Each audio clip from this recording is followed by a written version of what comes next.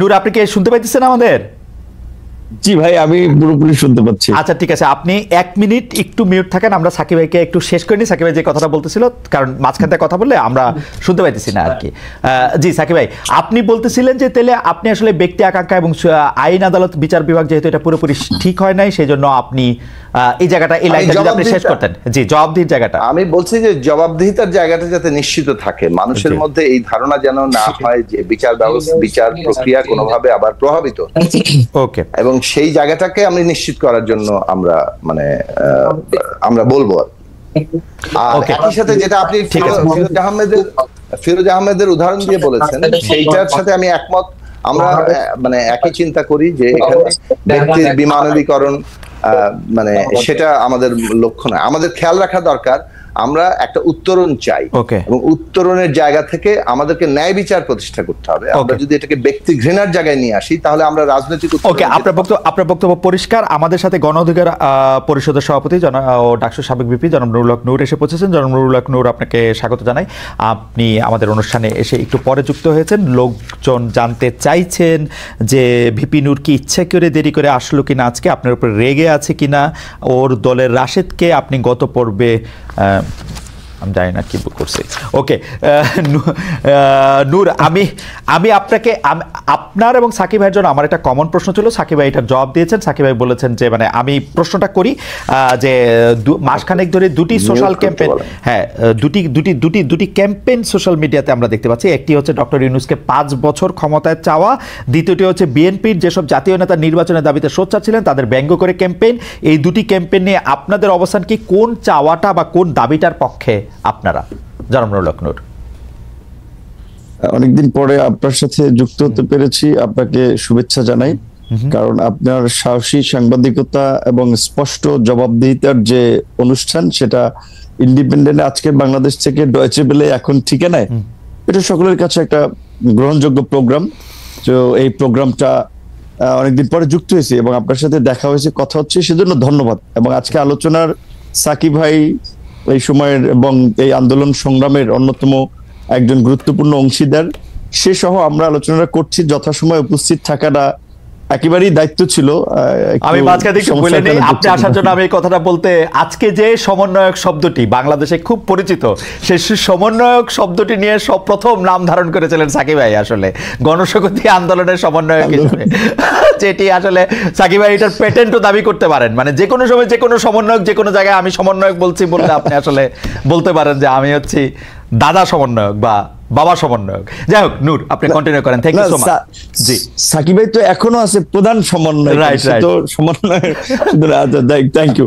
আপনার যে প্রশ্নটা করেছিলেন যে ডক্টর ইউনূসকে 5 বছর নির্বাচিত সরকারে পাওয়ার একটা আকাঙ্ক্ষা, আমাদের এই আন্দোলনের, বিশেষ করে ছাত্র আন্দোলনের একজন পরিচিত ছাত্র নেতা তিনি ফেসবুকে স্ট্যাটাস দিয়েছিলেন, যেটা কি মূলত অনেকে ভেবেছে যেহেতু তার সোশ্যাল মিডিয়াতে একটা বড় ফ্যান ফলোয়ার্স আন্দোলন কেন্দ্রিক আছে, অনেকে সেটা কপি করেছে, প্রচার করছে, ভাবছে যে যেহেতু তারা এই আন্দোলনের একটা পরিচিত মুখ বা পরিচিত নেতা, কাজে এটা হয়তো তাদের দৃষ্টিভঙ্গি। এবং যেহেতু তাদের মধ্যে আবার সরকারেও তাদের 2 জন এখনো প্রতিনিধি আছে, 3 জন ছিল, একজন পদত্যাগ করে দল গঠন করেছে, অনেকে ভেবেছে তাহলে এটা বোধহয় এই সরকার ছাত্র নেতা তাদের একটা মনোভাব। তো কাজে এইটাকে পাবলিকলি এন্ডোর্স করা বা এটার পক্ষে জনমত গঠন করা, এইরকম ভাবেও কেউ কেউ ক্যাম্পেইনটা করতে পারে। তবে এটার সরকারের পক্ষ থেকেও জানানো হয়েছে যে এই ধরনের চিন্তা ভাবনা তাদের নাই।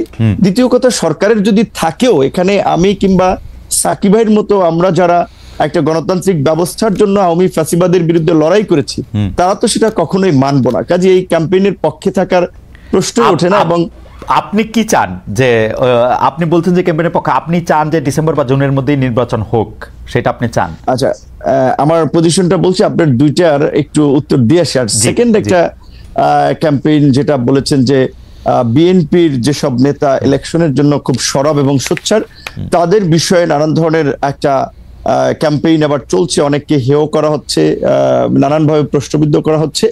এটা কিছু লোক এগুলো ছড়াচ্ছে, কেউ কেউ রাজনৈতিক ইন্টেনশন থেকে, কেউ কেউ তাদের নিজেদের একটা ফায়দা নেওয়ার জন্য। ধরেন যখন একটা অনির্বাচিত সরকার থাকে তখন কিন্তু কিছু লোকেদের কদর বাড়ে, কিছু লোক সুযোগ সুবিধা নিতে পারে। কাজেই সেই কমিউনিটির লোকজন কিংবা সেই গ্রুপটা তো চাবে যে এই ধরনের একটা সরকারকে জগা খিচুড়ি কিংবা এই ধরনের একটা মানে জনপ্রতিনিধিবিহীন ইলেকশনবিহীন যদি সরকার রাখা যায় তাহলে তো সেখান থেকে তারা ফায়দাটা নিতে পারছে। তারা ব্যবসা বাণিজ্য, কেউ কেউ দল গঠন করতে চাইলে বা দল করতে চাইলে সেখানে তারা সময়টাকে কাজে লাগাতে পারছে। এই ধরনের পক্ষে থাকা একটা শ্রেণীর একটা অংশের লোকজনের অস্বাভাবিক নয়। আবার ধরেন ইউনূসের মতো একজন ব্যক্তি যার এরকম একটা গ্রহণযোগ্যতা, এবং আপনি লক্ষ্য করেছেন যে ডক্টর ইউনূসকে যখন আওয়ামী লীগের আমলে হ্যারাস করা হচ্ছে, মামলা দিয়ে অপমান করা হচ্ছে, সেগুলোর বিরুদ্ধে বলতে গেলে একমাত্র অফিসিয়ালি আমি এবং আমাদের দল থেকে আমরা রাজপথে মশাল মিছিল থেকে প্রতিবাদও করেছি। তার পক্ষে অনেকে আদালতে গিয়েছেন, সেটা ভিন্ন বিষয়। আমরা নৈতিক জায়গা থেকে তার পাশে দাঁড়িয়েছিলাম। তিনি যে আজকে সরকার প্রধান হবেন সেটা কিন্তু আমরা কখনো কল্পনাও ওইভাবে করি নাই। তো তিনি হয়েছেন, আমাদের একজন পছন্দের মানুষ ছিলেন, আমরা সবাই সন্তুষ্ট এবং আমরা তাকে সহযোগিতা করতে চাই ওই জায়গা থেকে যে এই অন্তর্বর্তীকালীন যে এই ফ্যাসিস্ট সরকার পালিয়ে যাওয়ার ফলে যে একটা সাংবিধানিক এবং রাজনৈতিক দেশের সংকট তৈরি হয়েছিল, এই পরিস্থিতি থেকে উত্তরণের জন্য এবং জন আকাঙ্ক্ষার একটা অবাধ, সুষ্ঠু, নিরপেক্ষ নির্বাচন করার জন্য আমরা একজন নিরপেক্ষ ব্যক্তিকে ইমাম বা নেতা বানিয়েছি যে তিনি জনগণ এবং রাজনৈতিক দলগুলোর প্রতি ইনসাফ করবেন, একটা সুষ্ঠু নির্বাচনের পথে দেশকে এগিয়ে নিয়ে যাবেন। এবং আমাদের যে প্রত্যাশা যে রাষ্ট্রের কিছু মৌলিক সংস্কার, যেটা গত 16 বছরে আওয়ামী লীগ রাষ্ট্রের চরিত্রটাকে নষ্ট করে একটা ফ্যাসিবাদী রাষ্ট্রে পরিণত করেছে, সেই সংস্কারের জন্য আমরা বলেছি যতটুকু সময়ের প্রয়োজন সেই সময়টুকু সকল রাজনৈতিক দল, আমরা যারা গণতন্ত্রের জন্য লড়াই সংগ্রাম করেছি, ফ্যাসিবাদের আমলে লড়াই সংগ্রাম করেছি, তারা দিতে চাই। সেখানে ডক্টর ইউনূস সাহেব যেহেতু নিজেই বলেছেন যে আপনারা যদি ডিসেম্বর কিংবা বেশি সংস্কার চাইলে আরো 6 মাস তার মধ্যে একটা নির্বাচন হবে। তো আমার মনে হয় যে ডক্টর ইউনূসের কোনো ক্ষমতার লোভ নাই এবং তিনি ক্ষমতায় থাকতে চাবেন না। তবে তাকে ঘিরে কিছু মানুষ একটা প্রত্যাশা কিংবা চাওয়া, সেটা আপনার যৌক্তিক কারণে কিংবা তাদের সুবিধার কারণে চাইতে পারে। তবে ডক্টর ইউনূস আমার মনে হয় সেই পথে হাঁটবেন না, এবং আমার ধারণা ডিসেম্বর কিংবা জানুয়ারি কিংবা মার্চ এপ্রিল নাগাদ এই নির্বাচনটা বোধহয়। আপনি কি চান? মানে আমি ডক্টর ইউনূস এবং তার উপদেষ্টা পরিষদের প্রসঙ্গে এই কথাটা বারবার বলি, ডক্টর ইউনূস আসলে যদি রাষ্ট্র পরিচালনা ক্ষমতায় যেতে চাইতেন সেটা তিনি 2007 সালেই পারতেন, সেটা তিনি চান নাই বলেই এটা হয় নাই। কারণ আমরা সে সময় রিপোর্টার তার গ্রামীণ ব্যাংকের অফিসের সামনে আমরাও দাঁড়িয়েছিলাম যে এরকম কোনো ঘোষণা আসে কিনা, সেটি হয় নাই। পরে তিনি রাজি হয়েছেন, তিনি কিন্তু এখনো আসলে ছাড়তেই চান। আপনি কি চান? বা তার উপদেষ্টা পরিষদের অনেকেও। রাইট, এইখানেই আমি একটা কথা বলা দরকার আপনার এই প্রোগ্রামের মাধ্যমে অডিয়েন্সদেরকেও। দেখেন, এখন ডক্টর মোহাম্মদ ইউনূস চাচ্ছেন না, আমরা যতদূর ওটাও জানি, স্বাভাবিকভাবে তিনি একেবারেই ইলেকশন দিয়ে এই বিতর্কের মধ্যে ঢুকবেন না এবং একটা রাজনৈতিক উত্তরণের জন্য তিনি দ্রুত ইলেকশন দিতে চান। এখন তাহলে ধরেন আমাদের এই আন্দোলনের পরিচিত একজন ছাত্র নেতা, তিনি ছাত্র নেতা হলেও তার একটা দায়িত্বশীল জায়গা আছে। তিনি যখন এই স্ট্যাটিস্টিক দিলেন, কিংবা আজকে আমি পুরো নিউজ দেখি নাই, হেডলাইনটা দেখেছি যে স্বরাষ্ট্র উপদেষ্টার একটা বক্তব্য হেডলাইন এরকম বলেছেন যে বাংলাদেশের জনগণ এখন ডক্টর ইউনূসকে 5 বছরের জন্য চায়। রাইট। তো এখন এইটা আপনার আমি বলাটা এক ধরনের, আরেকজন বলাটা এক ধরনের, সরকারের একজন উপদেষ্টা বলা কিন্তু অন্য মিন করে। তো তারা এই যে কিছু লোক যে ডক্টর ইউনূসের ঘাড়ে আবার বন্দুক রেখে নিজেদের ফায়দার জন্য একটা রাজনৈতিক, আমি মনে করি আরেকটা জটিলতা তৈরি করার চেষ্টা করছে, কিংবা দেশের মধ্যে আরেকটা অস্থিরতা তৈরির চেষ্টা করছে। কারণ স্বাভাবিকভাবে আমরা যারা গণতন্ত্র, ভোট এবং নির্বাচনের জন্য শেখ হাসিনার এই ফ্যাসিবাদের বিরুদ্ধে 16 বছর লড়াই করেছি, তারা তো যত দ্রুত সম্ভব একটা গণতান্ত্রিক ব্যবস্থার পুনঃপ্রবর্তন চাই। এটাও তো রাষ্ট্রের সংস্কারের একটা অংশ। সেক্ষেত্রে ইউনূস স্যার যেখানে বলেছেন ডিসেম্বরের মধ্যে কিংবা প্লাস মাইনাস 6 মাস, সেক্ষেত্রে আমি মনে করি এখন যেহেতু আমাদের সংস্কার কমিশনের জাতীয় ঐক্যমত্য যে কমিশন, তারা ইতিমধ্যেই সংস্কার নিয়ে রাজনৈতিক দলগুলোর সাথে সমঝোতার সংলাপ শুরু করেছে। সেক্ষেত্রে সরকার যদি চায় তাহলে ডিসেম্বরের মধ্যে নির্বাচন হতে পারে, সেটা কিন্তু অস্বাভাবিক না। আর নির্বাচনটা যত তাড়াতাড়ি হবে সেটা দেশের জন্য মঙ্গল হবে। নির্বাচনবিহীন দেশের গণতন্ত্র, স্বাধীনতা, সার্বভৌমত্ব নিরাপদ নয়, আমরা মনে করি। যেটা নির্বাচন যত তাড়াতাড়ি হবে তত দেশের জন্য মঙ্গল হবে। সাকিব ভাই, আপনার সাথে তো মানে নূরের সাথে আরেকটা প্রশ্নের ব্যাপারে একটু কথা বলে আপনার কাছে আসছি, তবে তার আগে একটু দর্শকরা কি বলেছেন এটা একটু দর্শকের জরিপ একটু বলে দিতে চাই যে ভারতের বিমানবন্দর ও অন্যান্য বন্দরের জট কমাতে বাংলাদেশের ট্রান্সশিপমেন্ট সুবিধা বাতিল করা হয়েছে। প্রিয় দর্শক, দিল্লির এই দাবি সঠিক বলে মনে করেন কিনা? শতকরা 14% দর্শক মনে করছেন এটি সঠিক দাবি, 86% মনে করছেন যে এই দাবি সঠিক নয়। আচ্ছা, আমি একটু জনাব নুরুল হক নূরের কাছে একটু ফিরি। জনাব নুরুল হক নূর কিন্তু স্পষ্ট বললেন যে তিনি যত দ্রুত নির্বাচন হবে তত মঙ্গল, কিন্তু সাকিব ভাই এত স্পষ্ট করে কিছু মানে এত স্পষ্ট করে বলেছেন কিনা কিছুটা, নূর আপনি জানেন সাকিব ভাইয়ের কথা কিছুটা মাথার উপর দিয়ে গিয়েছে আমাদের, যে এটা আসলে ঠিক উনি কি চেয়েছেন উনি নিশ্চয়ই পরবর্তী সময়ে বা যখন সময় আসবে তখন তিনি এটি আরও একটু পরিষ্কার করে আমাদের জন্য বলবেন।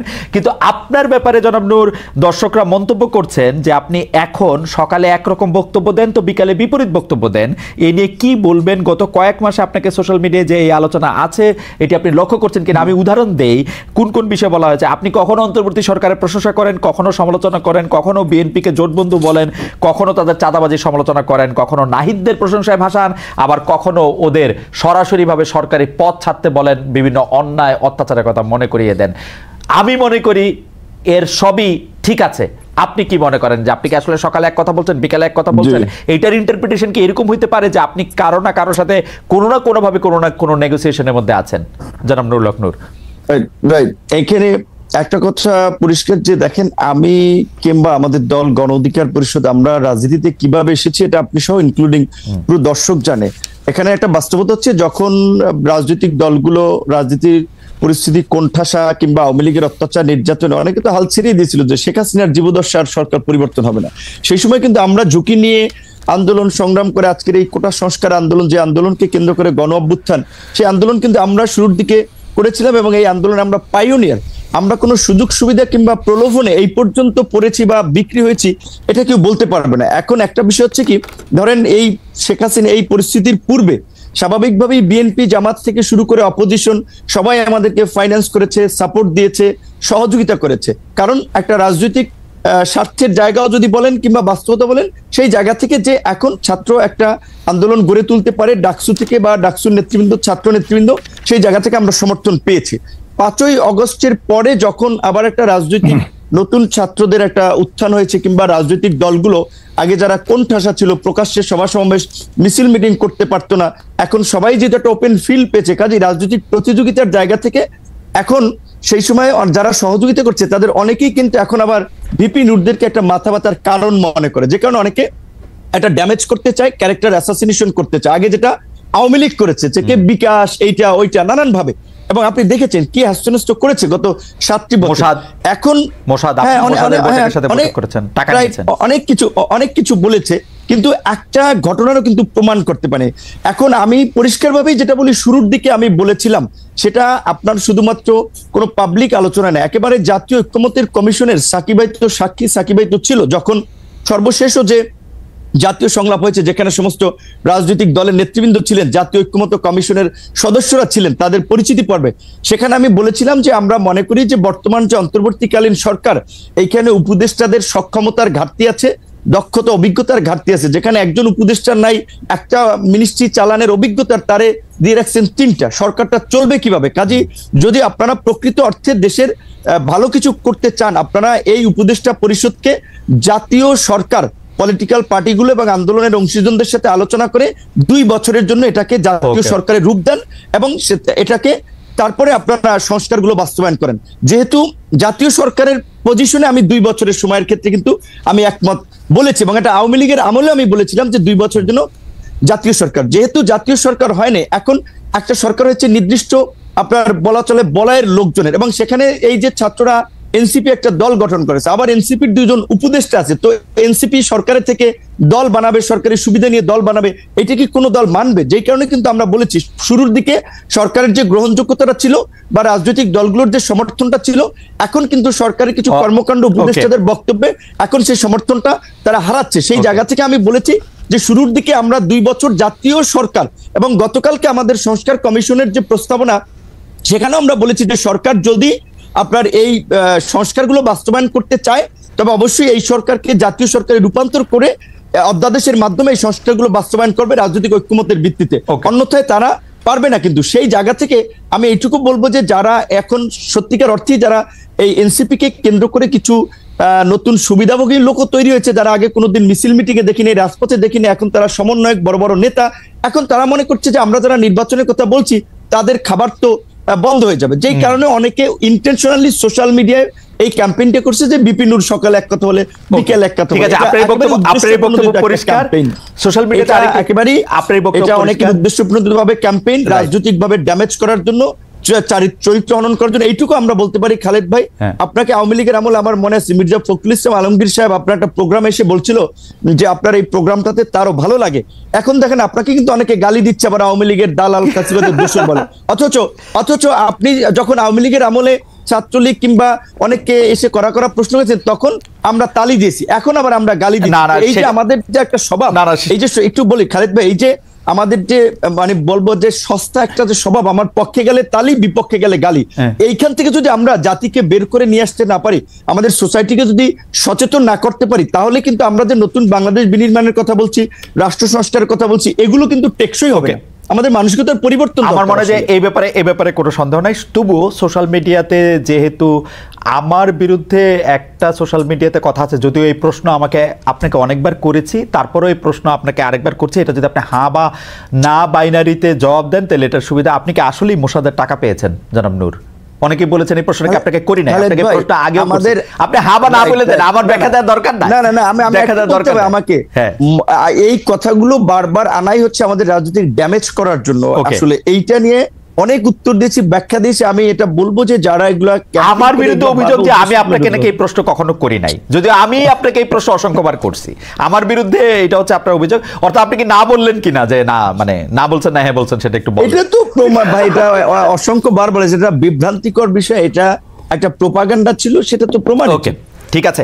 আমার কাছে আমি একটু জনাব জোনায়েদ সাকির কাছে যাই। জনাব জোনায়েদ সাকি, একটা জিনিস হলো যে অনেকের আশঙ্কা থাকলেও দেখেন বাংলাদেশের রাজনীতিতে যারা সক্রিয় রাজনীতিবিদ আছেন, আমি জোনায়েদ সাকি ভাইকে আমার মানে আমি ওনার সবচেয়ে ঘনিষ্ঠ বলে বিভিন্ন জায়গায় দাবি করি, অনেক জায়গায় এক লাইন উপরে গিয়ে বন্ধুও বলি, যদিও সাকিব ভাই আমার থেকে অল্প একটু বড়।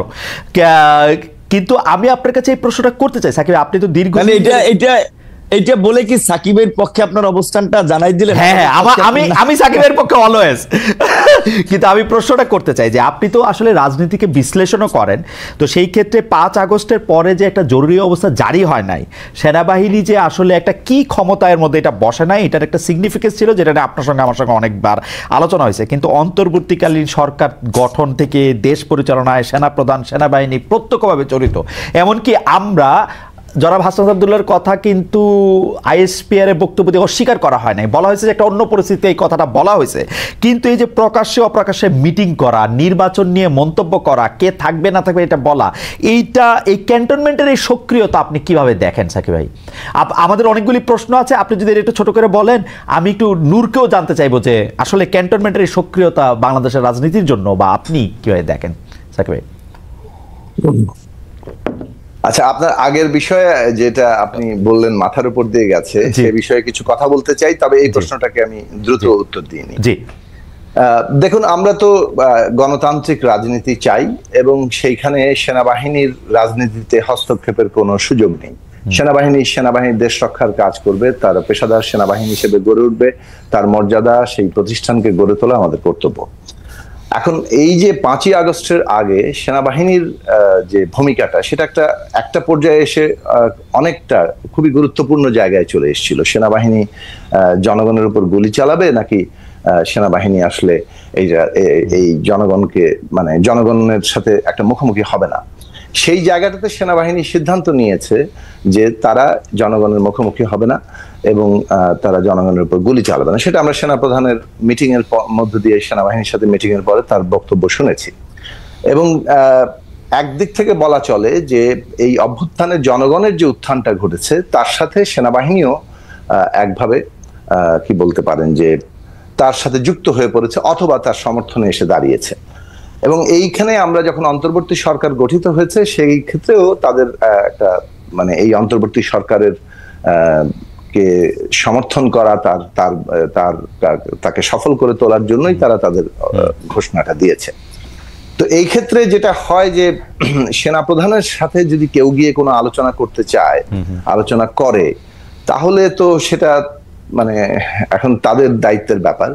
তো সেই দিক থেকে তিনিও একটা প্রতিষ্ঠান চালান। এক হচ্ছে তিনি বলতে পারেন যে আমি কারোর সাথে আলোচনা করব না, আরেকটা হচ্ছে যে তার সাথে কেউ আলোচনা করতে গেলে তিনি তার মতামত দিতে পারেন।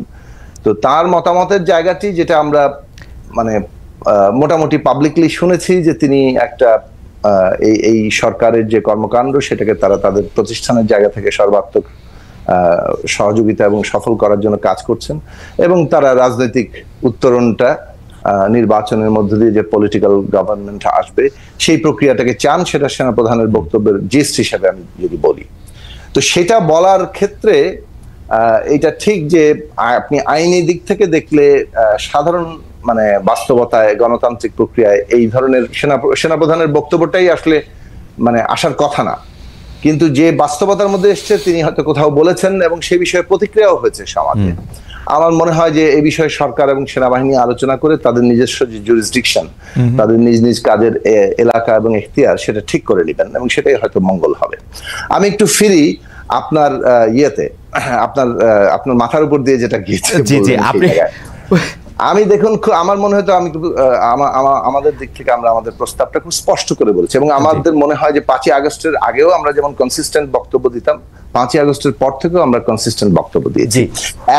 আমরা বলেছি যে আমাদের ন্যূনতম জাতীয় ঐক্য রক্ষা করতে হবে। ফ্যাসিবাদী সরকারের পতনের পরে ফ্যাসিবাদকে বিলোপ করে একটা গণতান্ত্রিক ব্যবস্থা নির্মাণ করতে হলে আমাদের ন্যূনতম জাতীয় ঐক্যমত্য রক্ষা করতে হবে, মানে যারা ফ্যাসিবাদ বিরোধী শক্তি তাদের মধ্যে। জি। এবং গণতন্ত্রের মধ্যে প্রতিযোগিতা প্রতিদ্বন্দ্বিতা থাকে, কিন্তু সেটা যাতে এই ঐক্যমত্যকে ছাপিয়ে না যায়, এটা হচ্ছে প্রথম জায়গা। দ্বিতীয় জায়গা হচ্ছে আমরা বলেছি যে সংস্কার করতে হবে, নির্বাচনের জন্য সংস্কার দরকার, এবং সংস্কার সম্পন্ন করা, চূড়ান্ত করার জন্য নির্বাচন দরকার, কারণ আলটিমেটলি একটা পার্লামেন্টে রাটিফাই করতে হবে সবকিছু। এখন যখন বোঝেন, তারপর আমরা বলেছি যে এই যে আমাদের ন্যূনতম যে ঐক্যমত্য হবে সেগুলো জাতীয় সনদ হবে, তার একটা অংশ নির্বাহী আদেশেই সম্পন্ন করা সম্ভব, আর সংবিধান পরিবর্তনের প্রশ্নটি ঐক্যমত্য অঙ্গীকার এবং অর্ডিন্যান্স করে সংসদে সেটাকে যাতে পরিবর্তন করা হয় সেই জায়গায় নিয়ে যাওয়া দরকার। সেই জন্য সংসদ নির্বাচনটা যে সংবিধান সংস্কার পরিষদের, আমি কিন্তু সংস্কার পরিষদের নির্বাচন আমরা চাচ্ছি, সেটাও বলেছি। এবং আমরা বলেছি যে এটা ডিসেম্বর থেকে জুন পর্যন্ত বর্তমান অন্তর্বর্তী সরকার খোদ প্রফেসর ডক্টর মোহাম্মদ ইউনূস তিনি যে সময়সীমা ঠিক করেছেন তার মধ্যে এটা সম্ভব। তার মানে আমরা মনে করি যে এই সংস্কার শেষ করে ডিসেম্বর থেকে জুনের মধ্যেই নির্বাচন করা সম্ভব, এবং আমাদের সম্ভব। আপনি কোনটা চান সেইটা জানতে চাইছিলাম, কারণ হচ্ছে যে ডক্টর ইউনূস ক্ষমতাই থাকতে চায় না, আসতেই চায় না। আমরা যখন সম্ভব বলি তার মানে এটা আমরা চাই, এবং আমরা কেন চাই বলি স্পষ্ট বলেছি যে একটা গণতান্ত্রিক ব্যবস্থা গড়ে তোলাটা, অর্থাৎ সিস্টেম বিল্ড আপ করা, যেখানে ক্ষমতা হস্তান্তরের শান্তিপূর্ণ পথ থাকবে, জনগণকে জয় করে জনগণের প্রতিনিধি আকারে ক্ষমতা, এইটা নির্মাণ করতে হবে। সেটা নির্মাণ করাটা জরুরি। একজন ব্যক্তি যত ভালোই হন না কেন, যত দক্ষ প্রশাসক, যত বেশি হন না কেন, শেষ পর্যন্ত যদি জনগণের এই গণতান্ত্রিক ব্যবস্থা আমরা তৈরি করতে না পারি, সেটা টেকসই হবে না। ফলে গণতান্ত্রিক ব্যবস্থা তৈরি করাটা আমাদের কাজ। এবং প্রফেসর ডক্টর মোহাম্মদ ইউনূস তিনি যে মাপের ব্যক্তি, সারা দুনিয়াতে তার যে অবস্থান, বাংলাদেশে তার যে অবস্থান, এবং তার যে এই সময়কালে তিনি যে আমাদের সামনে তার যে সহমর্মিতা, তার যে সবকিছু মিলে তিনি যা এখন পর্যন্ত দেখিয়েছেন, আমার মনে হয় যে এটা তিনি তার কথাতেই এখন পর্যন্ত যেহেতু অটল আছেন, সেটার উপরে আমরা আস্থা রাখি। 1-2 হচ্ছে যে বাংলাদেশে তিনি একটা গণতান্ত্রিক উত্তরণ সাফল্যের সাথে তৈরি করতে পারলেন, মানে সম্পন্ন করতে পারলেন, এই দৃষ্টান্তটা স্থাপিত হওয়া খুব জরুরি। এখন যদি ডক্টর ইউনূসের মনে হয় বা আমাদের মনে হয় যে গণতন্ত্রের পথে উন্নয়নে সফলতা পেতে হলে তিনি আরো 3 বছর যদি এখানে থাকেন, তাহলে গণতান্ত্রিক প্রক্রিয়ায় গণতান্ত্রিক দলগুলিও গণতান্ত্রিক প্রক্রিয়ায় আসতে, এই বিষয় এক্স্যাক্টলি আমি শেষ করে আপনার প্রশ্ন বুঝে ফেলেছি। আমি এই বিষয়টা স্পষ্ট করেছি যে এইটা কিভাবে নির্ধারিত হবে তার একটা পদ্ধতিগত জায়গা লাগবে। নির্ধারিত হবে, টেনিয়ার নির্ধারিত করার জন্য সকল রাজনৈতিক এবং শ্রেণী পেশা স্টেক হোল্ডার যারা অভ্যুত্থানের অংশ, তাদের প্রত্যেকেরই সম্মতি লাগবে, কারণ সম্মতির ভিত্তিতে উনি, মানে প্রত্যেকের সম্মতি লাগবে, মানে এনসিপি তো সম্মতি দিয়েই দিছে, এখন সাকিব ভাইয়ের আর বিএনপি সম্মতি লাগবে, তাইলেই হবে। আর কে, আর বাকিদের তো আর গণনার মধ্যেই নাই। ও নূর আছে, নূরের গণনাও আছে। আচ্ছা আমি আসছি এবার সাকিব ভাই, আমাদের অনেকগুলি প্রশ্ন জমে গেছে। নূর আজকে প্যাচ লাগাইছে, নূর আজকে দেরি করে আইসা প্যাচ লাগাইছে। নূর একটু খুব দ্রুত কবেন কিনা, আমাদের অনেকগুলি ব্যাপার আছে, সেই জন্য আপনাদের দুজনের মতামত আমরা একটু শুনতে চাই যে ক্যান্টনমেন্টের রাজনীতির ওই প্রশ্নটা যদি আপনি বলতেন যে ক্যান্টনমেন্ট আসলে রাজনীতিতে প্রভাব বিস্তার করতেছে কিনা বা করা উচিত কিনা, একটু যদি সংক্ষেপে বলেন। অনেকগুলি প্রশ্ন জমে গেছে নূর।